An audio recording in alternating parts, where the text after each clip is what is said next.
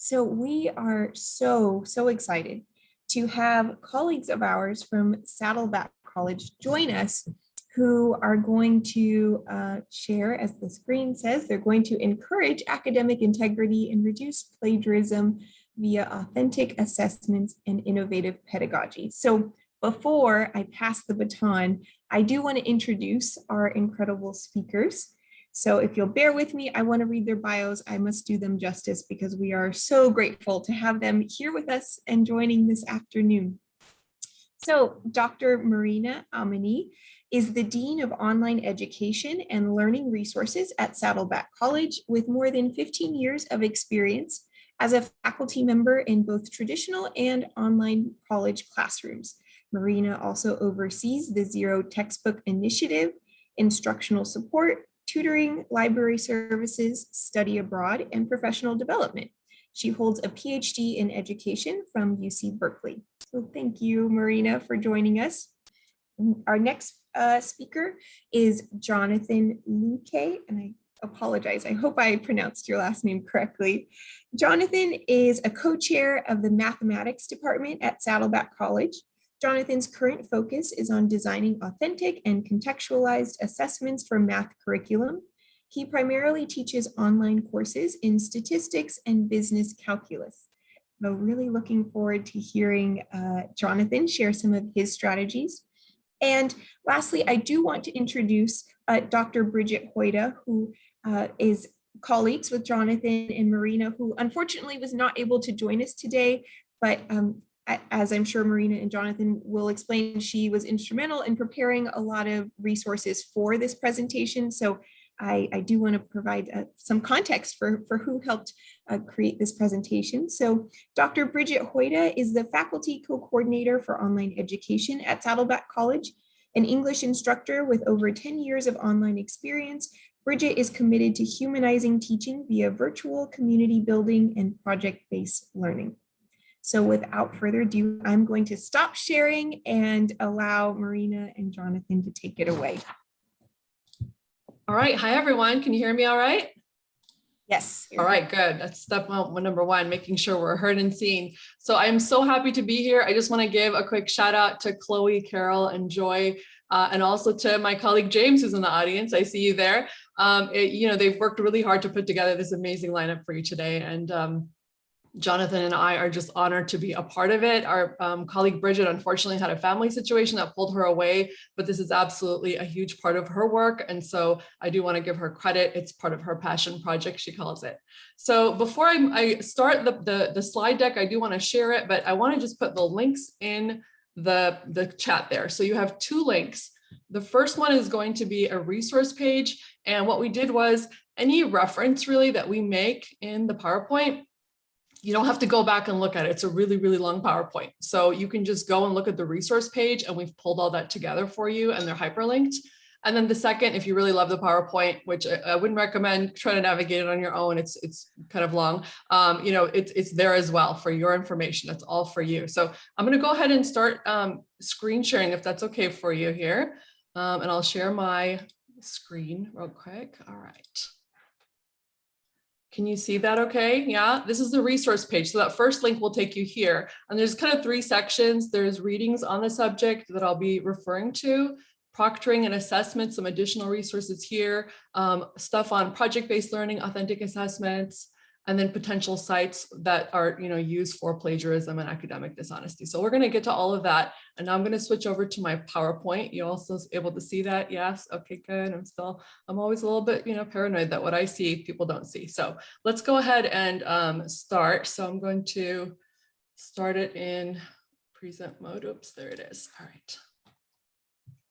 Okay, so the order of events is going to be, I'm going to do a quick overview about just what sites are there, what's happening in terms of online plagiarism and cheating. You may be aware of it as a faculty member. I can tell you that during, the pandemic, I've, as a dean, just encountered a lot of it with students kind of getting busted and sent to my office for the talk. So we kind of want to talk about what is it that's happening. We want to explore a little bit about why it's happening, and then some solutions, because we don't want to just depress you. So I'll try to, focus more on the solutions, which are really going to fall along two cool categories, project-based learning and authentic assessment. And just really the focus is on pedagogy as a primary deterrent. So that's kind of the order of events that you're going to expect. And then we'll have breakout sessions. I'll lead one for humanities, social sciences, and my colleague Jonathan will lead the other for STEM. If I'm talking too fast, please tell me. As a second language learner myself, I encountered this growing up where people were just talking really, really fast. And so then I kind of, I sometimes need a signal to slow down. So one of our moderators absolutely has my permission to just kind of slow me down if I'm going too fast. Okay. All right. So having said all of that, I want to just begin with like a premise that's really important about this topic. None of us got into this field of education thinking that we're here to police our students. None of us got into this field to believe that our students are cheaters and plagiarizers. We have an innate belief, Jonathan has it, I do, Bridget, and I know you all share it, that our students truly want to learn for the sake of learning. And they're not intentionally engaging, most are not intentionally engaging in dishonest acts. That's a very, very important premise for us to begin with. However, there are surveys that indicate that it is happening. A recent survey that's pretty big, about 71,000 students were surveyed, showed that 68% of them did admit to cheating at some level. This is also apparent in graduate work as well. So it's going on, and because it's going on, it's also important for us as educators to sort of understand it and to be aware of it. So how and why? What are we doing here? I'm going to start with the how, which is Quillbots, Zoombots, Russian alphabets. We'll talk about Cyrillic alphabet, paper mills, ghost students. It sounds very new agey, but I absolutely think it's important for us to, in order to be able to address the issue, to just kind of have an understanding first. So we're going to just try to talk a little bit about a few of them. I'm not going to get to all of them. So here's something called Quillbot. You might be familiar with it. This column on the left is a source from online. Someone else wrote it. It's an academic source. And if you were to put this into Turnitin, it would get flagged for plagiarism. It's someone else's writing. However, if I take that same paragraph and I put it into this website called Quillbot, it will pump it out in a different way without me having done any work. Okay, so this is the one on the right, this column on the right is what Quillbot created. And if you look, the purple are structural changes, the orange are actual words change. So it's something else now, and this will no longer be detected by Turnitin.com. So they can take entire articles, essays, and put it into Quillbot and get something new that they didn't work on that now no longer is detectable by a plagiarism deterrent like Turnitin.com. There's also one of my favorite, strategies, Cyrillic E, numbers, spaces, and invisible ink. Again, sounds very new agey, but here is, here's a paragraph that goes into Turnitin and it did not trigger anything in Turnitin, all right? It's about Hercules. It looks like it's personally written, but in fact, it's plagiarized. It's copied and pasted from an online source. And you might wonder, well, how'd they do that? Well, if you kind of, look at it a little bit more, if you download that text and put it into a PDF and change the color and run a spell check, this is what it actually looks like. Hercules, there's a hashtag that's white, so you wouldn't see it. They changed the text to make it invisible. Some of these E's are not true E's, they're Cyrillic E's. The L's are actually ones. So they've gone through, added weird spaces and strange spots, changed the font size so you can't visibly see those spaces. And you might be wondering, why all this work? Why not just dedicate your work to writing the darn essay, right? We're going to get to how to, kind of motivate our students to do that. So, they do all this, but then in Turnitin, when you're looking at it, it looks like this, but it's actually this if you just change the settings and you're able to see some of it. So this is another strategy again, because we think plagiarism deterrence, we think Proctor solutions are the end all to this issue, but we're gonna find like it's really not that effective. So here are some ways that you can game Turnitin.com, for example.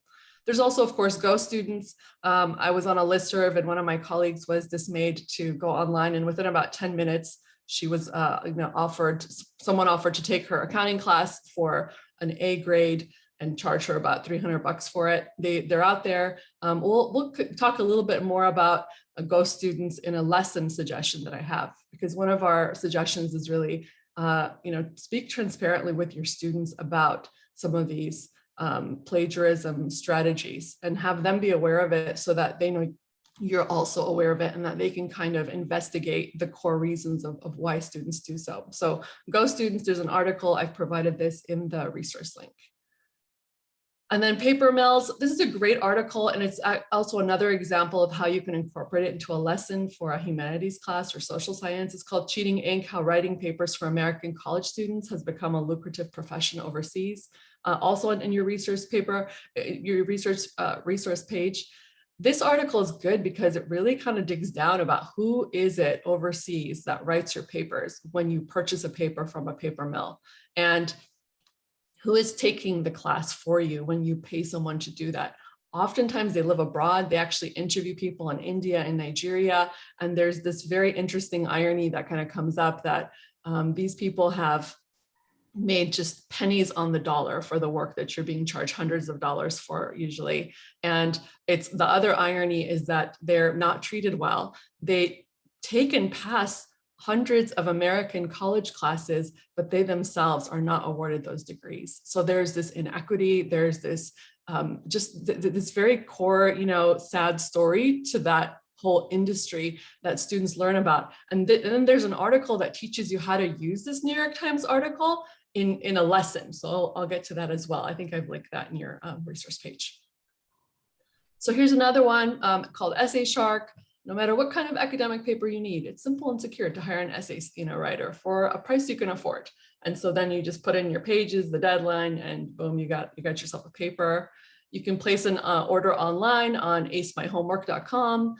You'll notice they use the word tutor, but in fact, these are not tutors. These are writers. These are the people that write the paper, but they're kind of, euphemizing it a little bit. So you view tutor bids and choose the best one by price, rating, number of orders, order completion. And then you can chat with the tutor, but again, it's your writer that's doing it for you. There's Zoom bots that for live synchronous classes, their logo is Zoom out and sleep in. Bueller is a bot that attends class, so you don't have to. It'll make it look like you're active and wiggle around, maybe put an image on there for you. And they'll do that for a little bit of money. There's Chegg that has textbook solutions. They kind of create this catalog of various textbooks that are being utilized. You can look up your own book. There's a bunch of math solver websites, which I'm sure Jonathan knows about. There's Wolfram Alpha, Slater, Photomath. You can just take a picture of your formula and it will pop out a solution for you. So, there's lots of ways to incorporate these depending on your content. So again, I told you I don't want to depress us here. So kind of let's get to the why. Why are all our students doing this? I know sometimes students panic and freak out. That's really important to keep in mind. Some of them are dishonest, but and we think about that often as the first reason that, they're just dishonest. They want a shortcut. But panic and desperation are often at the core of it. I know boredom, lack of attachment, and engagement are also strong indicators in terms of why students might cheat. And they may not understand the assignment. They may not be willing or lack the confidence to ask questions. Cultural differences. They may just have this overwhelming pressure to get an A at any cost. There may be visa issues and financial aid kind of at stake for them in terms of passing your class. So there's a lot of reasons, and it's important for us to understand that. Really kind of, I think a key thing to keep in mind during the pandemic is the mental and, mental health and stress that's going on. People have a lot happening in their lives. They've lost jobs, they've lost family members, there's illness. There's a great article that I've linked called New Research Exploring Academic Integrity and Mental Health During COVID-19. It specifically highlights the use of proctoring solutions and academic honesty as a key reason as to why students feel more stressed out. They're having to share their homes. If there's a camera required policy, there may be children around. They may be going, at it from like a shower stall because that's the only private area they have. They may be in a car by a coffee shop because they have no Wi-Fi. Depending on the age of their device, they may not be able to use the background, blurring or a background in Zoom. So just keeping all of that in mind as well, that sometimes we'll jump to proctoring is the solution, right? we can't trust our students, so we're going to proctor the heck out of them. Well, proctoring really has a lot of equity considerations. I know Proctorio recently, I've read that, they don't recognize students who have darker skin tones, which is horrifying. Definitely privacy issues. It creates achievement gaps. Certainly, I think if you're in the online education world, like our facilitators and Jonathan and I are, you know that there's a move away from, camera required courses for all of these reasons and more. And so, what can we do? And I did promise you we're going to kind of talk more about solutions before, but we did kind of have to understand the problem. So what are some solutions? Really more community, authentic assessment, and less or no surveillance. So this is kind of where we're going to get to. A lot of times the faculty will, we will look to our students and we'll get very, very frustrated, but it's hard for us to kind of maybe rethink our approaches. And I think this is where the key is.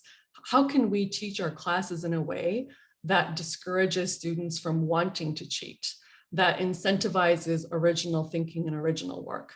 And this is, I think, the core, lesson that I hope we take away from today's conversation. So teaching academic integrity as a lesson or unit, if your course content allows, obviously, is a great idea. There's a link to some real life applications. There's a link to that New York Times article, but specifically that link has a lesson that teachers can steal and borrow and utilize in their class. So students become engaged in the conversation around academic integrity when they better understand who it is that's writing their papers, when they better understand the lives of those people and how they're treated in that whole industry that they're supporting. So really, if you think about it, we want to change the hearts and minds of our students so that they don't want to cheat, rather than policing them. And that's a harder job to do. It's more difficult. So educating them on the consequences, certainly, authentic assessment, which and project-based learning, which I'm going to define and go into a little bit, and then scaffolding assignments a little bit more carefully. Of course, holding virtual office hours, Q&A, meet and greets to establish this engagement with our students is critical as well. Creating larger test banks, changing your essay prompts during the semester. Again, that takes a tremendous amount of work for our faculty to have to do that. So the next few slides are borrowed from Dr. Wendy Bass with her permission. They help to really define what is authentic assessment. So if Jonathan and I are here, we're like, please don't use proctoring when you can, please avoid it, please, less surveillance. The solution is authentic assessment. This is where we want to look to in terms of how we approach our pedagogy differently. So her definition is excellent. Authentic assessments are assignments and activities that are basically asking students to do something, okay, versus asking students to reply to a question or regurgitate information or spit back a list of words or concepts to us. It's active learning versus passive. There's context and contextualization. There's a deeper learning rather than a shallow learning that's going to just be memorized for your test and then forgotten. And there's a sense of wanting to inspire our students to make these real world connections rather than just really keeping it confined to that unit, that book, that module on your online class. So really thinking about authentic assessment in a different way. And it really, if you use authentic assessment in a meaningful and effective way, it reduces the idea of just finding the right answer. Like, what's the right answer, right? It takes that away. Students don't cram for authentic assessments. It's kind of staggered. You build up to it. There's an increasing number of opportunities to participate and expand on that assignment or project. And it's variable. It's interesting. And so it's just a different approach to how you handle that same learning outcome. So as faculty members, there's kind of 4 steps. You always want to start with your objectives. You don't want to, I would say avoid the attraction of attaching to a fun activity because you think it's authentic assessment. No, we are still as faculty, and I'm saying we, even though I'm a dean, because I still see myself as a faculty member in many ways, we are still in charge of the course content, right? And achieving our outcomes or objectives. So always start with that. And then you want to ask yourself, what activity could I do that's an authentic assessment, that matches that objective or that outcome? Then you want to select your task, obviously, scaffold and support the students, create a rubric. rubrics are always important to give to the students in advance, right? We never want to give a rubric to a student after the paper's been graded and then they see the rubric. The rubric helps to set up your initial expectations for that project or that assignment. So an example of authentic assessment would be project-based learning. And I think people sometimes don't think about what is project-based learning in a thorough manner. At least I didn't until I studied the topic. It's not just a project. It's really the project is the unit. So project-based learning is a teaching method in which students gain their skills from working for an extended period of time to investigate and respond to an authentic, engaging question or problem. So the key words here are inquiry, it's an inquiry related assignment and it's deep. So project-based learning involves inquiry, not finding the right answer, and then it's deep. And again, always matched up to your course outcomes. So students, who are using project-based learning tend to have more engagement. There's some studies there from Edutopia.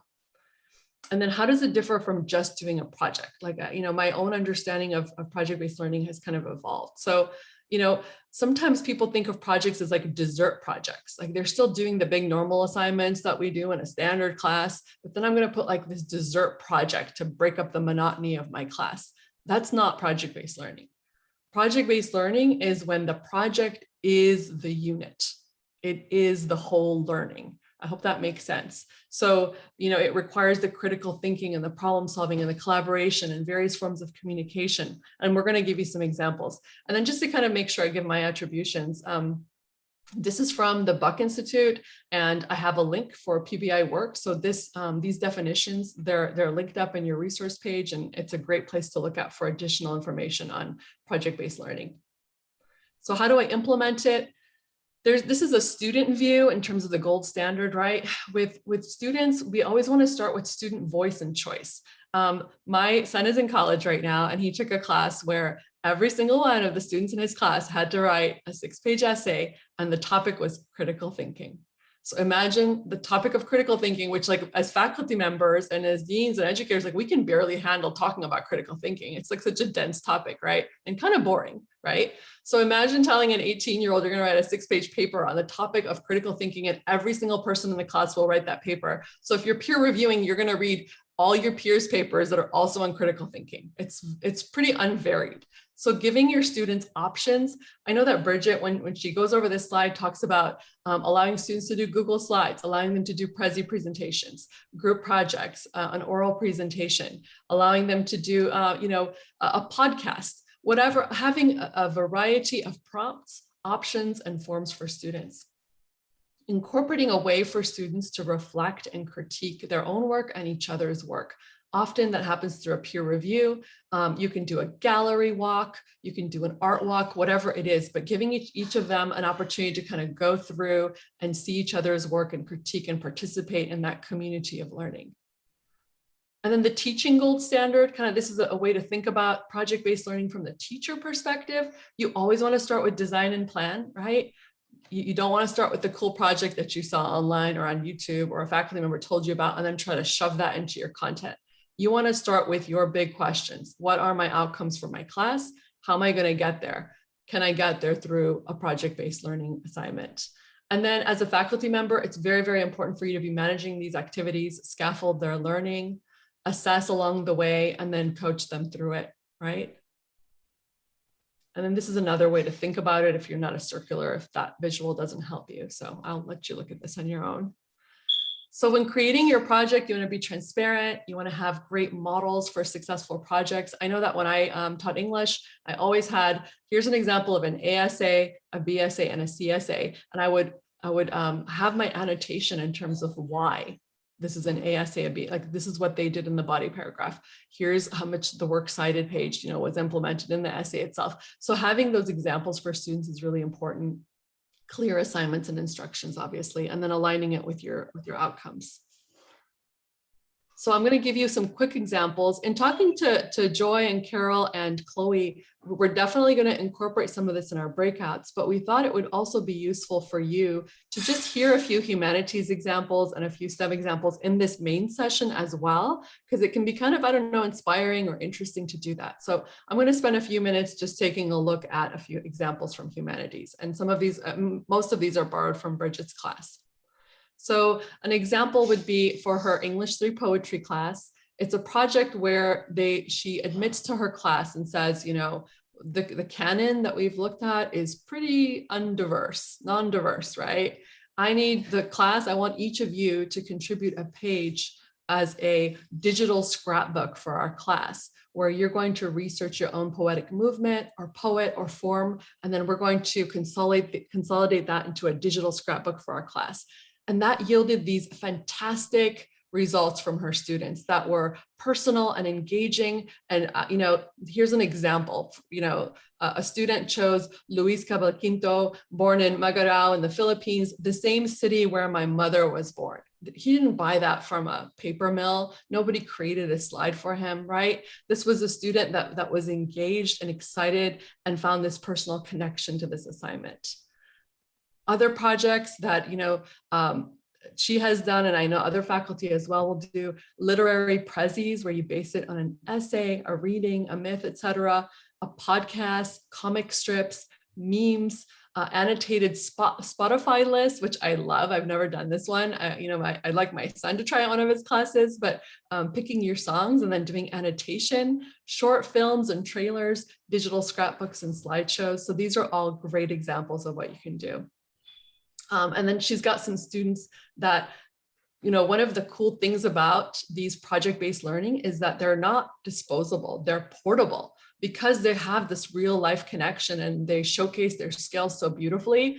Some of her students took their content. One of them took her short film and was accepted to the UCLA Film and Television School as a transfer student.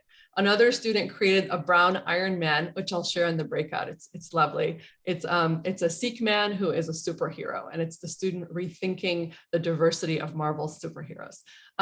You know, another student took that comic strip and was accepted to USC based on that project in part. Another student was accepted to UC Berkeley with a research project on protest music. So these become exciting and portable and useful. And when they're useful and portable, they're not going to turn to a paper mill or a ghostwriter to do it, because they're engaged and they're excited about that work. So I'm going to pause here and hand off to Jonathan Luque to talk a bit about STEM examples, and I'll drive the PowerPoint, so he'll signal to me to move it. Thank you so much, Marina, and thank you all for having us here. This is, as has been noted before, really a passion project for Marina and Bridget and I. And as online educators, and as also just faculty who teach in the classroom, I think a lot of what we've been talking about so far, and a lot of what I plan on talking about, are tools and techniques that transcend beyond just online education, and that really, I think, make our roles as educators really meaningful. So let's go ahead and take a look at my first slide as far as STEM examples. And I want to start actually really briefly with some food for thought, because I think especially when we talk about online STEM education or STEM courses, there are either sort of deeply ingrained beliefs that we have or ideas that have been reinforced through our education. And I think it's important to maybe build some new premises. First of all, it's okay to grade some assignments with a subjective rubric, even in STEM. And I think that that's something that a lot of people struggle with, because they think about the way that they were tested when they were coming through their education. And it was, in many cases, very much about, you know, you need to know these facts, you need to be able to report these facts, you need to be able to correctly solve this equation. And I'm not saying that there isn't value to those skills. Those skills are still important in many areas. But just because that is a component of your class doesn't mean that it has to be the entirety of your class. And as a person who is educating students and as a discipline expert, you have credentials that really give gravitas to your decisions when it comes to things like partial credit, right? In math, as a math instructor, I give partial credit for answers that I think are making positive progress towards the correct final answer, even if the correct final answer doesn't appear on that student's paper or in that student's work. But partial credit is inherently subjective. And so if you're someone who gives partial credit, you're already grading subjectively. What I give 9 out of 10 might be something that someone else gives 1 out of 10. And so there's already a component to this. And when people fear that students are going to say, well, you're just grading me subjectively, and math shouldn't be subjective, science shouldn't be subjective. The reality is we're trying to understand our students, the totality of their work. And you have the credentials and the knowledge and the expertise to do that. Another thing to keep in mind is that some STEM faculty start to get a little bit defensive when they hear the words authentic assessment. And I've seen that in my own department. Authentic assessment can feel a bit like an attack on the way that you teach and a way that you have done things in the past. And it may feel like it's undervaluing things that you find are important to your particular subject that you're studying or that you're teaching. And so there's an argument by some disciplines that, well, traditional testing is still authentic. There are certain areas where a student will take this knowledge and move on to another course or another school or a program that's going to require some sort of an entrance test, or that's going to require some sort of credentialing. And so it's not to say that traditional testing is completely inauthentic. It just depends on the subject, depends on the student audience, it depends on where they're going with it. But that's not really the point here. What's really true and what's really, really important is to also think about variety of assessment. So if you're someone who says, well, authentic assessment, that doesn't sound like something that is a fair assessment or a fair description of what I'm not doing, or it doesn't sound like it's a reasonable way to try to pigeonhole the work that I am doing currently. Keep in mind that variety of assessment is always going to be important. Right? It doesn't matter what your discipline is, whether you're in STEM, whether you're in the humanities, social sciences, it doesn't matter. The more ways that you can assess your students, the better you're going to be able to determine their mastery of the subject in its totality. We're really trying to understand our students and learn what they know.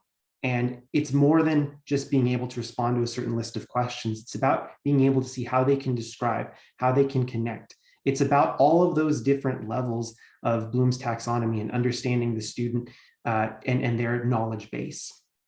So if we move on to the next slide, I talk about variety of assessment. And so as far as this goes, certainly there may be a place in your course for traditional online homework. There may be a place in your course for traditional online exams. But in addition to those, there are other ways to get to know your students a little bit better. So one thing that I like to do is I like to give open note, untimed, unproctored quizzes, and they have these applied problems that require deeper understanding to solve. And Marina sort of alluded to these in her earlier examples. It's about the critical thinking. It's about asking a student to take something that they learn and apply it to a novel situation that hasn't necessarily been discussed in the videos, in the reading, in the text, in the examples. And really challenging students to rise to the occasion and to work towards being able to come up with a thoughtful response to a question that may be a little bit more open-ended, which is fully in the realm of possibility within STEM. There are ways to ask open-ended questions that ask students, can you describe how this would work? Or why doesn't this method work in this situation? Or which tools would you use in order to solve this problem or in order to end up with this particular result? You can have these open-ended questions and give students the freedom and flexibility to express their ideas and get a better understanding of them from there. But also with the support of demonstrating what good work looks like, and with making sure that they understand what resources are available to help them towards solving those more challenging problems. Going along with that, and I'll give an example of this in a moment, peer-reviewed assignments. Along with these unproctored quizzes or module assessments, whatever you'd like to call them, if you add a peer review component to it, you're now starting to understand your students and not just can they give you the correct answers, can they find the correct solutions, can they choose the right words, but also can they see the right answers or the wrong answers in the work provided by others. And so it's giving you a better understanding of the students in terms of their depth of understanding and not just their ability to give the correct response. And then finally, small group work. And in STEM, this can be done, I think, relatively simply through either small group discussion boards and or small group final projects.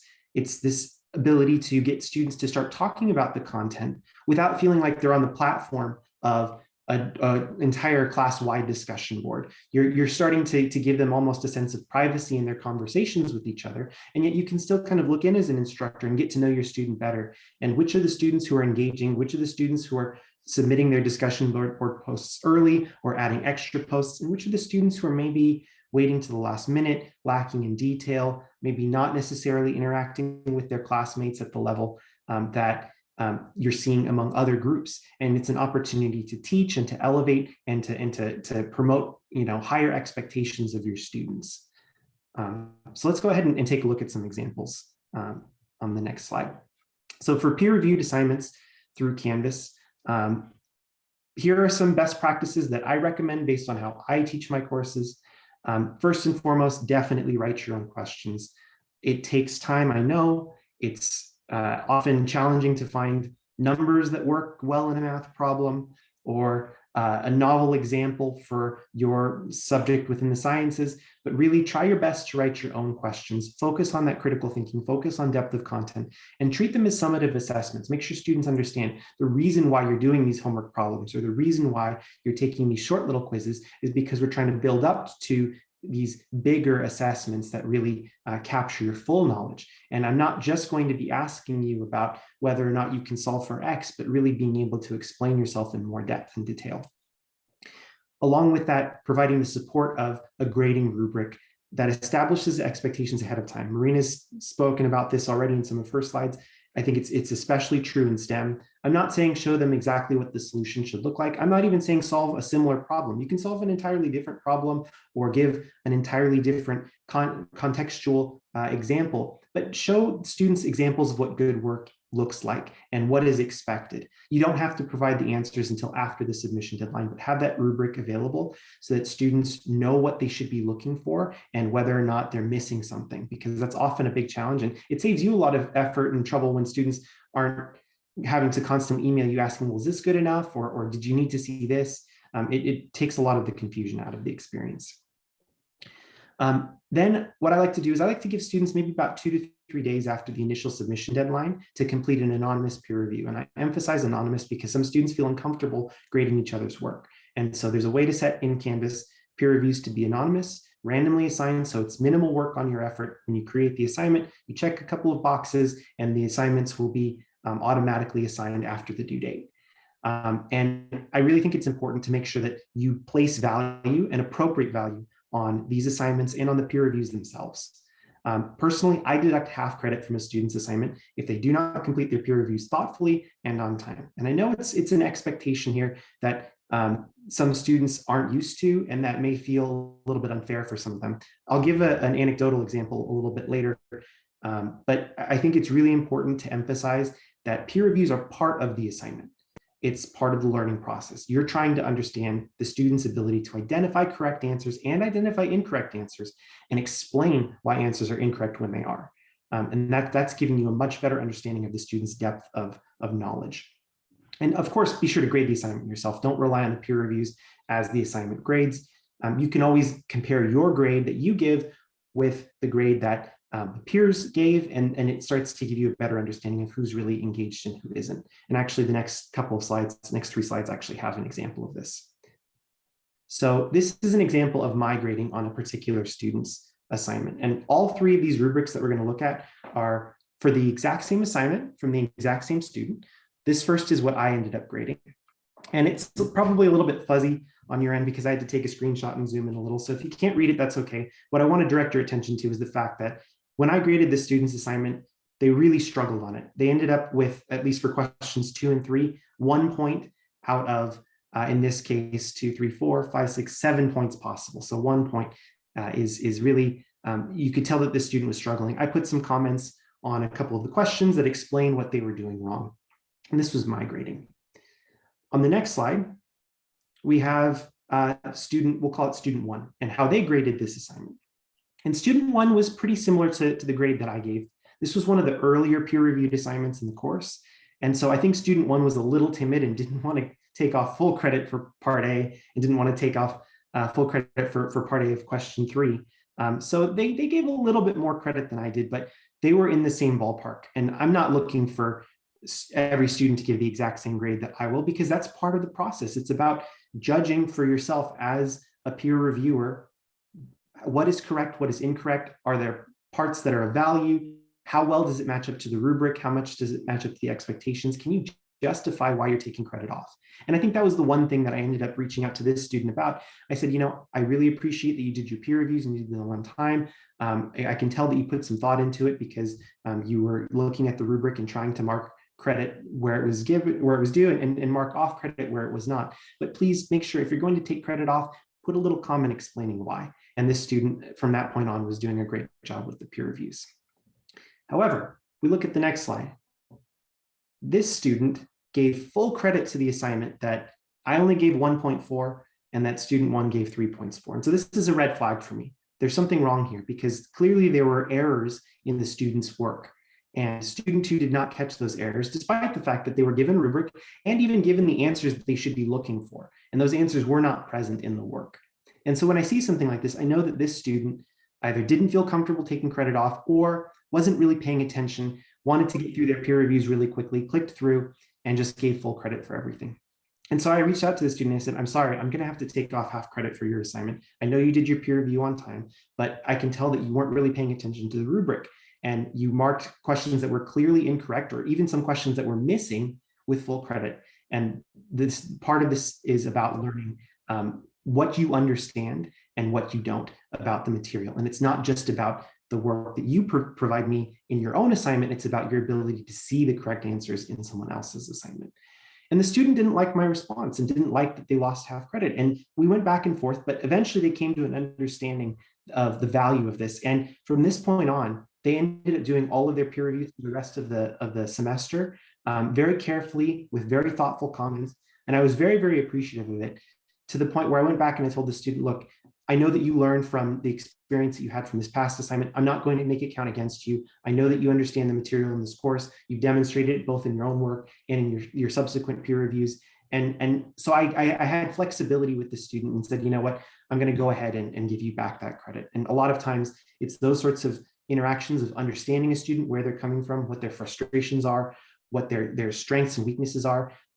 As you build a better understanding, you can make these sorts of informed decisions about how you're going to grade students. Next slide, please.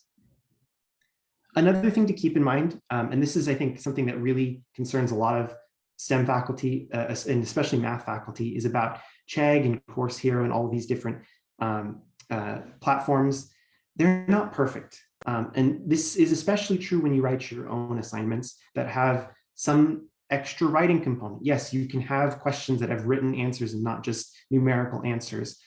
You can ask students to describe, you can ask students to reflect or explain. And when you have questions like that in your assignments, a lot of times the tutors that are on these platforms will look to higher advanced techniques to solve problems that should require much simpler solutions, or they'll try to describe something in a way that they expect you to accept the answer when it's not really what you're looking for. They don't know what the student has experienced in your class. They don't know the materials that your students have learned. And so they're going to give an answer that they think is expected, but not necessarily the correct answer. And so it's often very easy to identify plagiarism. In these examples, these are two different students' papers that had two very clear indications of copying from the same source. They said nothing, any assumptions, which is, it's not proper English. It's not related to any of the content that we learned. That phrase is meaningless. And yet two different students had that exact same word for word phrase. And the same thing for the phrase convenience evidence. We don't talk about convenience evidence. The directions we're talking about convincing evidence. And so when you see two different students with these sorts of errors, it helps you identify that the academic dishonesty is going on. And it gives you an opportunity to intervene and say, hey, look, I know that you were copying this. I know that it might be because you don't understand. Next time, come to me. Let's work on the assignment together before you submit it, so that you don't feel the need to go to these sources that aren't always correct, or that won't always give you the correct answers. And really, I think it's most important to explain this at the beginning of the semester. Marina mentioned this transparency, have an open discussion about academic honesty. It's better to prevent the cheating than to try to catch it. Now, I'll go into this somewhat briefly. I don't want to spend a ton of time because I want to make sure that there's also time for us to be able to answer questions and for us to go into our breakout rooms. But I think small group accountability in asynchronous courses is very important because it helps, first of all, establish expectations, get students to organize their workload. So what I like to do is I like to use small group discussion boards and have students plan out their work for the upcoming week or 2 weeks, however long your modules might be, and have them set their own little milestone targets that they're trying to achieve for completing the assignments. And each week or unit or module, I'll have different students in these small groups assigned as a project manager to oversee and make sure that their classmates, their small group mates, are posting their goals for the week for when they're going to accomplish each of the assignments. And they review and they give feedback and they help connect students and say, oh, you're going to be finishing this work on Wednesday night. So is this other student. Maybe you two might consider working together and talking about the solutions or trying to figure out your gaps in knowledge and supporting each other. And I make sure that students update their targets because I know that students won't always meet their goals, but I want to emphasize the accountability of planning ahead. And so getting students to reflect on what they were able to accomplish, what they might need to adjust. It really helps you get to know your students. It discourages procrastination. It creates small group community. It helps you build up a sense of camaraderie among small groups that then can lend itself to future projects. And it's just a really good way to get to know who are your procrastinators and who are your students who are on top of things. And it lets you do early intervention. The more you can catch these issues before they become, that student who has to cheat because they waited to the last minute and they don't think they're going to get the assignment done, the more you can prevent this ahead of time, the better. And then next slide, please. The last thing that I want to talk about, and I'll go into examples of this in the breakout room, but just really briefly, I think group final project presentations can be done, and I think they can be done fairly well in STEM courses, really in all courses, but I think sometimes when we're looking for other ways of assessing our students beyond just take-home quizzes, traditional assignments, group projects can be viable in STEM courses. What I like to do for my group final project presentation is to ask each student to select and present examples that demonstrate the main student learning outcomes in an applied context. So just very, very broadly speaking, the student learning outcomes in my math classes tend to fall under 3 categories. There's computation, graphing, and critical thinking. So just very roughly speaking. And so I make sure that when my students are completing the final project, they understand these were the outcomes that we were trying to learn in this course. And I'm looking to see if you can demonstrate those in a presentation format, whether it's a PowerPoint slideshow, a video that they record, whatever it might be, screen capture. I'm trying to get an understanding of how well a student can explain their understanding of the course concepts. And I really lean on those student learning outcomes. No 2 students in the group should present the same type of application, and that's where the group element comes in. I don't like students feeling like they're being graded based on the work of their peers. A lot of students feel uncomfortable with group projects because of that. So I tell everyone, you're going to be graded on your own contribution. The reason why it's a group project is because you're supposed to work together to pull together your examples, and you're supposed to coordinate with each other to make sure that nobody's duplicating applications or examples. And so it creates an extra layer of accountability. It gives students an opportunity to bounce ideas off of each other, but ultimately they're being graded on their own separate work. Like I said, PowerPoint, Google Slides, any medium that allows for audio or visual presentations, and visual, I should say. The audio is important for me because I want to be able to hear my students explaining in their own words and see whether are they just reading off of a script, or they, do they have the kind of depth of understanding that they can kind of speak ad lib about something and really understand it from that perspective. I establish a very clear rubric. I'm usually fairly generous when it comes to this rubric, but I want students to make sure that there are certain minimum requirements that I'm looking for here. And like I said, they're only graded on their individual contributions and their level of cooperation. And that requires a self and peer evaluation survey at the end, just to see if students are reflecting about their work and the contributions of their classmates, and really getting a better understanding of who was really engaged and who wasn't. So that's pretty much the extent of my my ideas here as far as things that you might consider including in your course. I'll go into some specifics of what these projects might look like in the breakout rooms. But I just wanted to sort of wrap up my part of the presentation at this point and sort of open it up to any questions that we might have very briefly before transitioning into the small breakout rooms.